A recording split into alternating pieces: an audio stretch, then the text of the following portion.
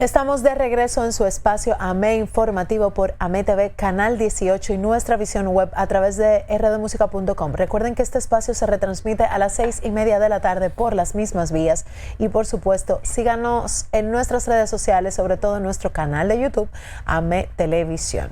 Bueno, pues ahorita, Iván, dejamos la cosa un poquito candente porque yo hice un comentario de Perú y por suerte aquí está el que sabe y el que me puede aclarar cómo funciona el sistema peruano, que siempre meten preso todos los presidentes.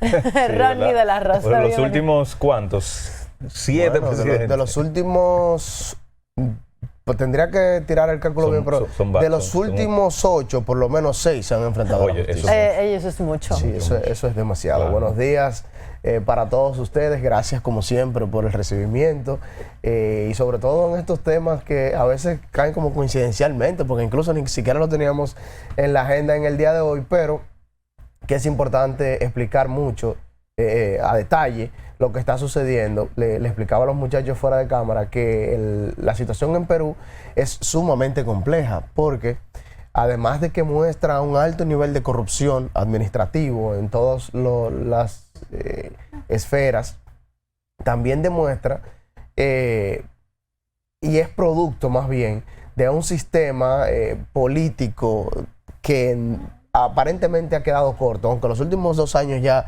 se ha estabilizado quizás un poquito, pero y hago esa comparación porque aquí se habló en un momento, yo no sé si ustedes recuerdan, que el senador Antonio Marte planteaba la posibilidad de que aquí se eliminara una de las cámaras y se hiciera un parlamento unicameral, una sola cámara, es decir, que no haya el contrapeso de la Cámara de Diputados con la Cámara de Senadores, sino que haya una sola. Es lo que ocurre en Perú. Hay una sola Cámara legislativa. Pero ¿qué sucede o qué ha sucedido en los últimos digamos 10 años con tantos presidentes que han estado presos y destituidos?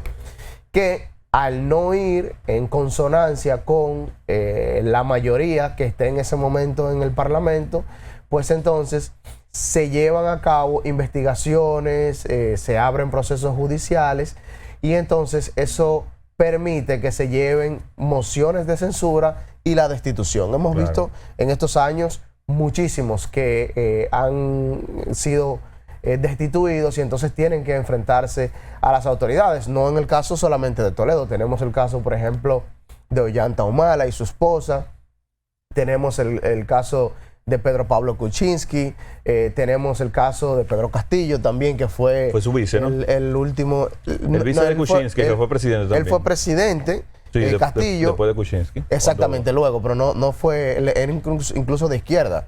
Y es entonces quien le da paso a Dina Boluarte, que es la presidenta actual de Perú, porque cuando llega la moción de censura es destituido por supuestas fraudes administrativos, por supuesta corrupción, pues entonces ella llega al poder. Un poder que en los últimos años ha sido muy difícil porque, lamentablemente, la oposición, y digo lamentablemente porque lo han tomado como una herramienta judicial, más que tratar de perseguir realmente la corrupción, para hacer caer a los gobiernos que simplemente no van en consonancia con los lineamientos de un parlamento que a todas luces es corrupto, no digo en su mayoría, pero en gran parte. Entonces, tú tienes, por ejemplo, en el caso de la familia Fujimori, en el caso de Keiko, por ejemplo, que ha aspirado. Me estuvo cerca. Ha aspirado, sí, claro. Ella estuvo cerca de llegar a la presidencia, no ganó, pero su gobierno y las alianzas tenían mayoría en el Parlamento. Entonces, ¿qué sucede con eso? Que cuando los presidentes quieren gobernar, pues entonces es muy fácil. Es tan fácil, para que ustedes tengan una idea, que en el caso de Kuczynski, en menos de 24 horas fue destituido. O sea, hubo una denuncia que se estaba investigando, llegó al Congreso hoy en la mañana y ya para mañana en la tarde él estaba destituido. O sea, así de fácil, porque no hay un contrapeso de las dos cámaras. Eso es, y si la mayoría de los legisladores son de la oposición, es fácil tú iniciarte ese proceso. De hecho, le comentaba en el caso, por ejemplo, de la presidenta actual, Dina Boluarte, cuando ella quiso llevar a cabo ciertas digamos que ciertas reformas internas y demás, le sacaron expediente de una vez con un reloj Rolex que ella había recibido. Y ya se estaba planteando la posibilidad de que si ese reloj fue parte de un soborno y demás, y que eso le permitía entonces abrir un juicio. Ella tuvo que echar para atrás y bajar la guardia e tratar de buscar la armonía. Okay. Porque la tendencia era que en menos de un año cambiaban de presidente. Entonces eso tampoco es democracia. Claro. Y en un país como Perú, que lamentablemente tiene, digo lamentablemente porque su problema político no deja ver esos resultados, pero uno de los crecimientos económicos más significativos en la región, sobre todo, experimentando en rubros como la agroindustria. Perú ha sido a nivel gastronómico uno de los países que más ha explotado la gastronomía. Yo quiero ir a Perú. Peruana, es una de las más ricas del mundo, y eso ha permitido que ellos pues experimenten en la agroindustria, un término que quizás en esta región no, o por lo menos en este país quizás no estamos muy acostumbrados, pero que le has dado muchos beneficios. Claro. De hecho, Perú tiene reservas de semillas especiales que pudieran estar preparados para un holocausto mundial, Ya tú sabes.